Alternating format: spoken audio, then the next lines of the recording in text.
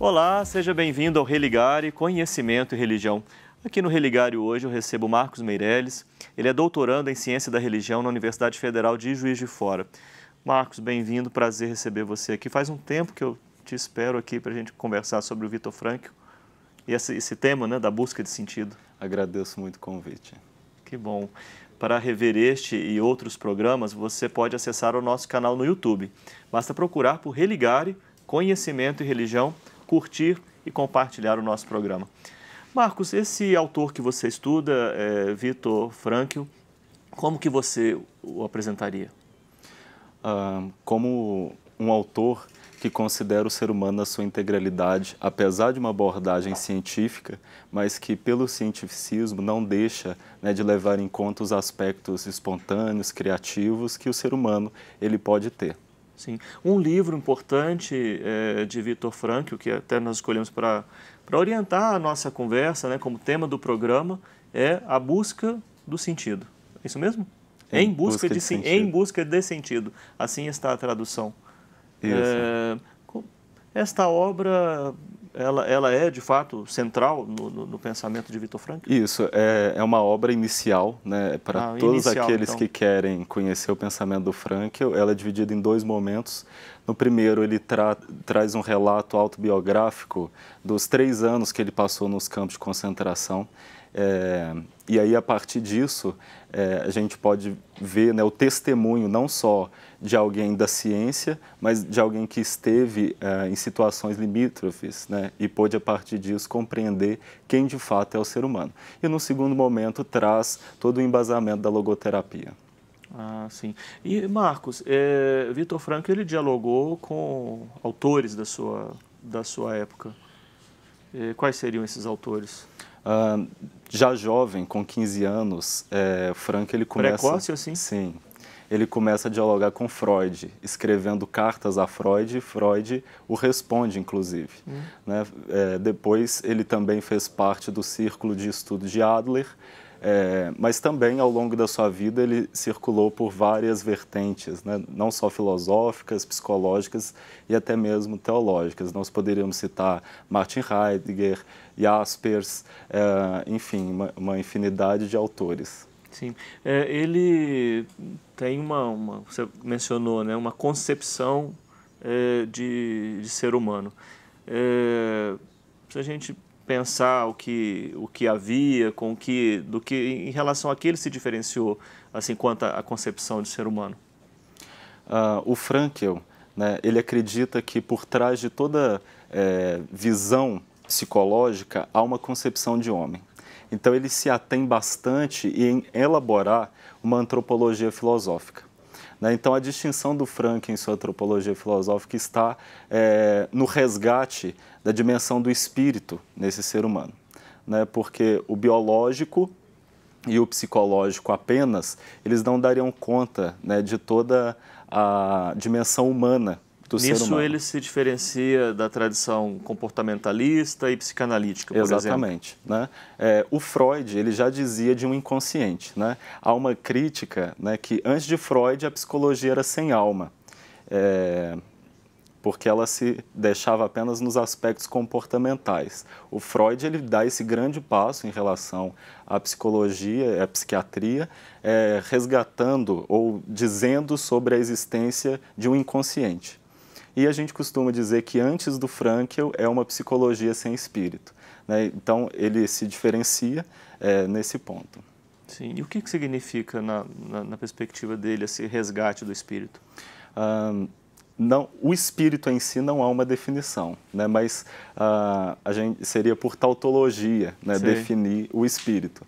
Mas, assim, a grosso modo, nós poderíamos dizer que o espírito seria a possibilidade do ser humano, o seu vir a ser, a sua potencialidade. Entendo. Marcos, a gente estava falando de correntes das quais ele se diferencia, né? Behaviorismo, a psicanálise. Qual que é a posição dele em relação à psicologia humanista? A psicologia humanista, inclusive na concepção norte-americana, coloca-se, né, a logoterapia dentro da terceira força de psicologia. Só que o Frankl ele tem algumas críticas em relação à psicologia humanista, principalmente no aspecto da transcendência. A psicologia humanista ela se diferencia das demais, né? Talvez por isso coloquem a logoterapia no bojo dessa abordagem, porque faz uma crítica em relação à psicanálise e ao behaviorismo. Né? Os autores da corrente humanista, que não é um só, né? O grande nome poderíamos dizer que seja Maslow, mas é uma corrente de concatenação de vários autores de várias áreas, não só da psicologia. Sim. Criticam nessas que eu já disse, né, o behaviorismo e a psicanálise, por apresentar uma visão mais doentia do ser humano, um ser humano regido pelo seu aparato genético, pelo seu aparato social, né? Então, a psicologia humanista ela dá uma roupagem diferente, uma visão diferente ao ser humano, privilegiando os aspectos saudáveis desse ser humano. Né? Só que, na visão do Frankl, a psicologia humanista ela desconsidera a transcendência, né? Que é um fator eminentemente humano, né? Não só transcendência no âmbito vertical, mas também a horizontal. Você falou que assim, a grande novidade do pensamento do Viktor Frankl é tratar o ser humano em sua integralidade. Esse seria, então, o princípio da logoterapia. Você é um estudioso, na verdade, você é um estudioso de Viktor Frankl, você não é um logoterapeuta. Não, sou um estudioso do Frankl. Do Frankl. Então, que fique claro isso, né? Uhum. Mas, então, como estudioso dele, o que significa esse tratamento dele?